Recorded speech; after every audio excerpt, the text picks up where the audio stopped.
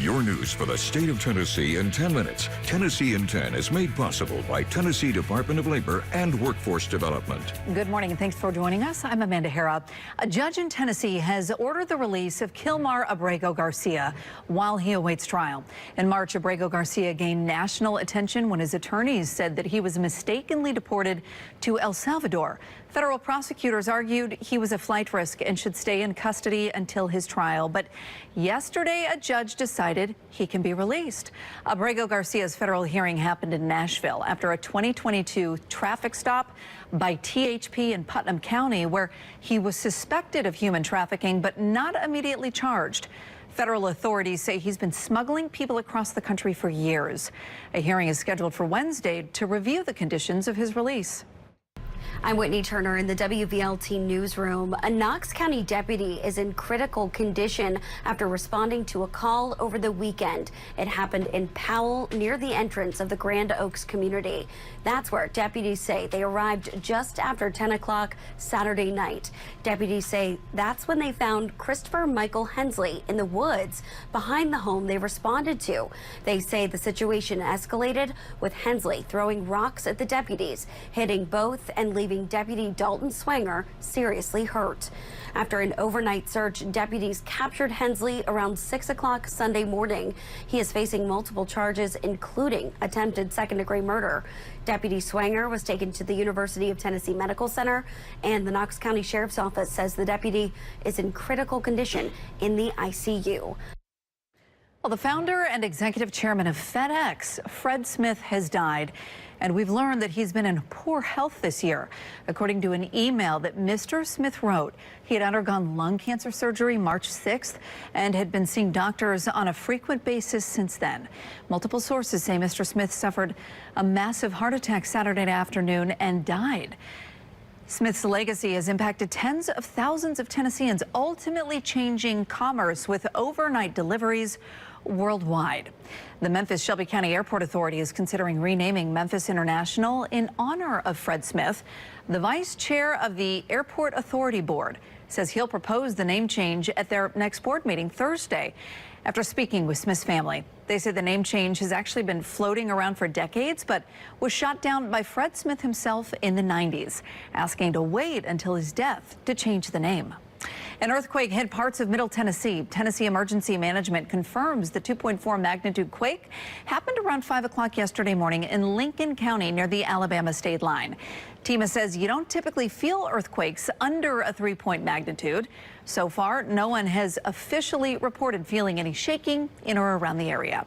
All right, dangerous heat descending on basically the entire state now, Stefano. And that really is the story for the entire week, all the way into the weekend. So we have first alert weather days with high temperatures in the 90s, heat index values well into the triple digits across a lot of the state in the coming days. Heat advisories go into effect starting at noon today and last until 7 o'clock this evening for Middle and West Tennessee. Now, it is still going to be very hot in East Tennessee. We should just not see the heat index value get quite as high. So it's why we're not included in the heat advisory, but still very warm and very humid no matter what way we look at it. Lower 90s mostly in East Tennessee. Middle and West Tennessee, I think we'll have a better chance to get to the mid 90s for today. An isolated shower or thunderstorm is on the table this afternoon. Many of us will stay dry, but if you do get that thunderstorm, just expect a slow moving downpour in some areas. Very humid tonight and warm. 70s by tomorrow morning. The afternoon is even hotter. A lot of us are much more into the mid 90s. Again, a stray shower or thunderstorm will be possible on Tuesday, but still the big focus will be on the heat index as high as 100 to 105 degrees for a majority of this week. By midweek, it could even get as hot as 110 degrees in some areas. And even though there's a little relief by the end of the week and into the weekend, the heat will stick around, Amanda.